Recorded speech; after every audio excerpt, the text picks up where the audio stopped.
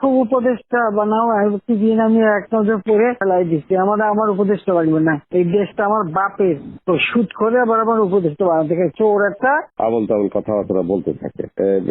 আবার আপনার কাছে চিঠিও দিচ্ছে দেখলাম, আর খোলা চিঠি, খোলা চিঠি আর কি। এটা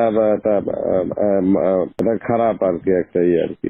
না খুব উপদেশটা বানাও, দিন আমি এক নজর পড়ে ফেলাই দিচ্ছি। আমার উপদেশটা লাগবে না, এই দেশটা আমার বাপের, আমার বাপ স্বাধীন করে দিয়ে গেছে, আমি জানি এই দেশ আমি চিনি। এখানে আমি বাংলাদেশের বসে বসে কথা বলার, তো শুট করে আবার আমার উপদেশটা বানাতে চোর একটা। ও বলছে গ্রামীণ ফোনের সব ইনকাম গ্রামীণ ব্যাংকে যাবে, যে টাকা গ্রামীণ ব্যাংক গরিব মানুষের সাহায্য করবে। আর এই কথাগুলো আমার কাছে ওই গ্রামীণ ফোনের ব্যবসা দিয়ে ইউজ একটা টাকা পর্যন্ত গ্রামীণ ব্যাংকে দেয় নাই। আমি 400 কোটি টাকা গ্রামীণ ব্যাংকে দিচ্ছি, 400 কোটি টাকা। ওটা তার অন্যান্য প্রতিষ্ঠানে লাগাচ্ছি আর কি।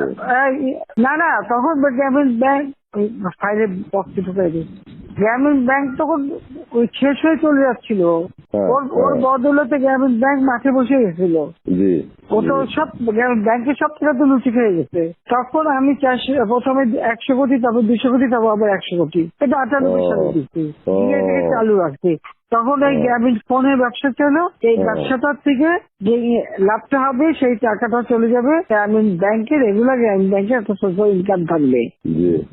এই বলে ব্যবসা নিয়ে তখন যখন ব্যবসা নাই, তোমায় বলে রাখি, যদি কোনো প্রশ্ন ওঠে বলতে পারবা, 51% মালিক হলো বাংলাদেশ আর 49% হলো নরওয়ে কোম্পানি। আর এখন যে দেখো সব সে ব্যবসা নরওয়ে কোম্পানির কাছে, তার নিজের কাছে বোধহয় 10 ভাগ বা 15% মতন হয়তো থাকতে পারে, সমস্ত সে বেঁচে খেয়েছে।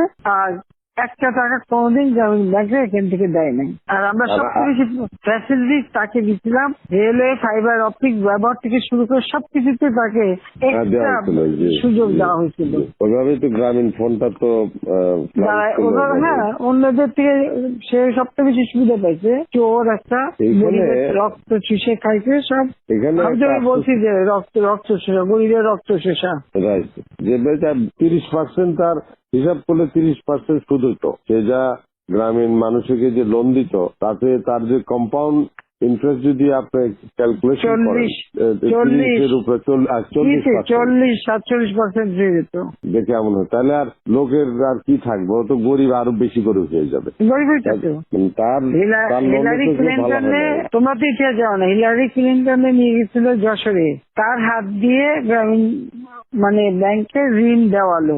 এরপর সেই লোকগুলি সাধারণ গরিব লোক, হরিজন গ্রুপ, তারা ওই এলাকায় আর থাকতেই পারে নাই, কারণ ওই ইন্টারেস্ট দিতে তারা ফকির হয়ে নিজের যে বাড়িঘর ভিটা মাটি তাও কেড়ে নিয়ে গেছে। তারপরে তারা ওই এলাকা থেকে হারাই গেছে।